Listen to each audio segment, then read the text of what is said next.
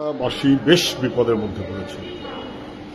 কলকাতাবাসী বিপদে মরেছে, তার মধ্যেও যারা বিশেষ করে গরিব মানুষ, এই যেভাবে একটু বাড়তি বৃষ্টি হলো, অতিবৃষ্টি বলা হয়, তাতে অন্তত 10 জন মানুষ বিদ্যুৎস্পৃষ্ট হয়ে মারা গেছেন, জল জমে গেছে, জীবিকা, যাতায়াত, যানবাহন সব বন্ধ, কার্যত প্রায় স্তব্ধ, রেল লাইন পর্যন্ত জলের তলায়।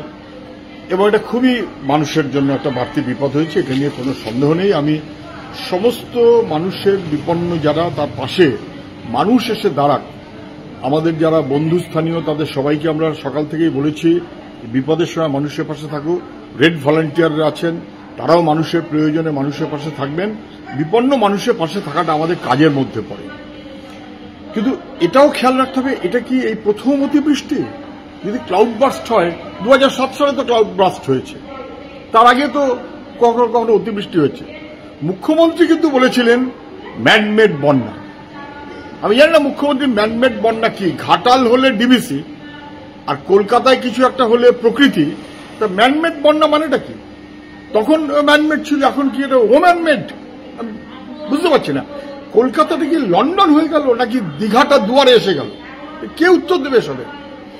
কলকাতার চারপাশ ইস্ট ক্যালকাটা ওয়েটল্যান্ড কার্যত ধ্বংস করা হয়েছে, নিকাশি নালা বন্ধ, খালবিল জলাজমি বুঝিয়ে নির্মাণ, এই রকমের একের পর এক যে কাণ্ড ঘটেছে। নয়নজলি কোথায়? কদিন পর শব্দটা খুঁজে পাওয়া যাবে না। কর্পোরেশনের নিকাশি পাম্পগুলো অকেজ, এগুলো কি প্রকৃতির ব্যাপার? As a total failure of রাজ্য সরকার এবং কর্পোরেশন, এটা নিয়ে কোনো সন্দেহ নেই। এতৎসত্ত্বেও বিপন্ন মানুষ, তার পাশে আমাদের থাকতে হবে, থাকাটা উচিত। মানুষকে আমরা বলবো যে অপদার্থতা সরকার করলেও মানুষকে নিজেকে সতর্ক হয়ে চলতে হবে। মুখ্যমন্ত্রীর উৎসাহ থাকতে পারে, তিনি সকাল উঠে গান শুনিয়েছেন, হঠাৎ করে তার মনে হয়েছে গান শোনানোটা এখন জরুরি। যখন কলকাতা ডুবছে, ভাসছে, কি হচ্ছে তার ঠিক ঠিকানা নেই, মানুষ যখন বিপন্ন, সরকার বলছে ঘরে থাকুন, দিনের পর দিন ঘরে থাকুন, ওটা সমাধান। আর মুখ্যমন্ত্রী গান শোনাবেন, সে গান শুনে চলাটা মানুষের কাজ? অপদার্থ একটা সরকারের পাল্লা পড়ে মানুষের আরো অনেক বিপদ হবে। আমি তৎসত্ত্বেও আমাদের সমগ্র সাধারণ মানুষ এবং পার্টির সমর্থক, কর্মী, সামাজিক কর্মী সবাইকে বলবো এই বিপন্ন অবস্থায় মানুষের পাশে থাকুন।